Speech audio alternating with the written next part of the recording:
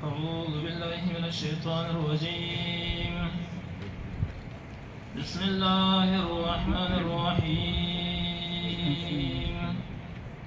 ليس البر أن تولوا وجوهكم قبل المشرق والمغرب ولكن البر من آمن بالله واليوم الآخر والملائكة والكتاب والنبيين وآتى المال على حبه ذوي القربى واليتامى والمساكين وابن السبيل. سورة بقرة آيات نمبر 177 دویمه سپاره ده. ليس البر أن تولوا وجوهكم قبل المشرق والمغرب. کتابیانو د قبله مسله دا معیار ګرځولو،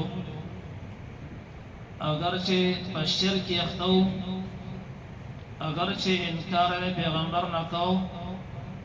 خو د هغې باوجود بس موږ خو قبلې ته مخکون او موږ جنتیان یو، نو دې کې رد کېږي د هغې چې نیکي صرف په دې پورې نه ده تړلې چې قبلې ته مخکه او باقی قطع کی د کفر ماده پرته وي، شرک دکې پروت وي، نو بیا هم ته مؤمنې، بیا هم ته جنتي نه، بلکې د هغې دپاره به صحیح عقیده پکار وي، صحیح عقیدې والا هغه به جنت ته ځي. لیس البر نه ده نیکي ان تولوا وجوهکم، صرف دا خبره چې وګرځوئ تاسو خپل مخونه قبل المشرق والمغرب، طرف د مشرق او د مغرب ته، نو صرف نیکی په دغه پورې تړلې نه ده. زمونږ شریعت کې، زمونږ په دین کې قبله والا چاته ویل کېږي چې هغوی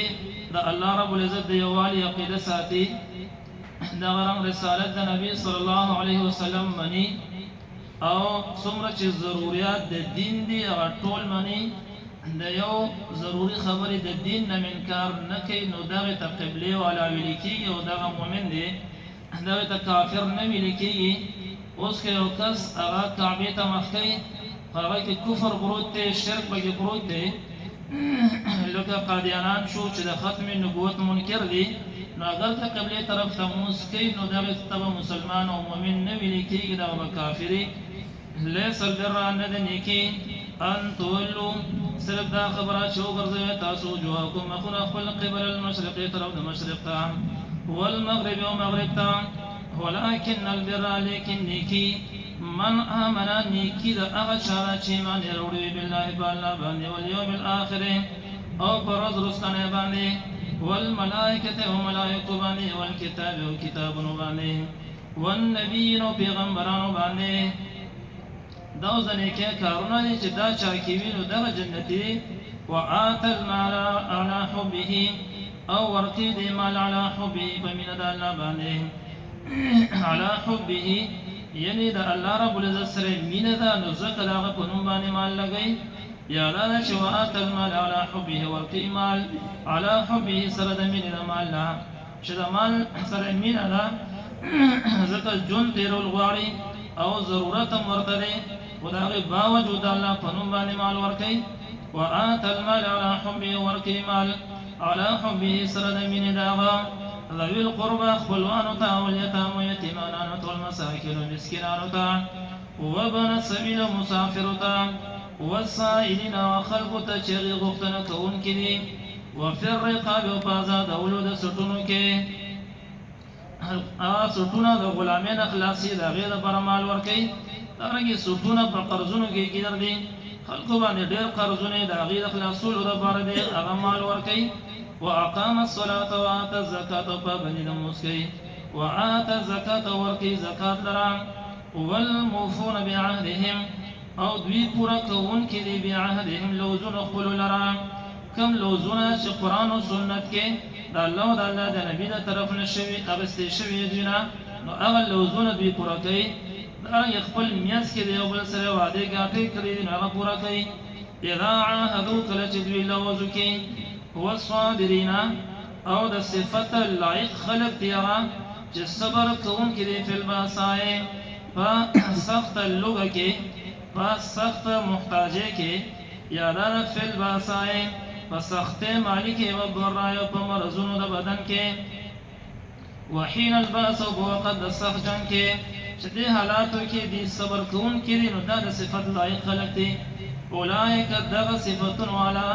خلق الذين دا اغلی صدقو چې دوی رښتونی کړي دي دا صدقو دوی رښتونی دي په خپل دین کې دا صادقین خلق دي دا رښتونی خلق دي په دین کې واولئک هم المتقون کسان دي متقون يركون کې دا الله یا ایها الذين آمنوا كتب عليكم القصاص دیکھ اول حکم ذکر کی د سیاست مدنی اول حکم دیکھ ذکر کیږي چې قصاص جاری کول دي کله چې ملک او وطن کې قصاص ولا قانون وي او په ملک کې بیا امن وي هغه کې بیا فساد نه هغه کې بیا انتشار نه فارغ او فتنه نه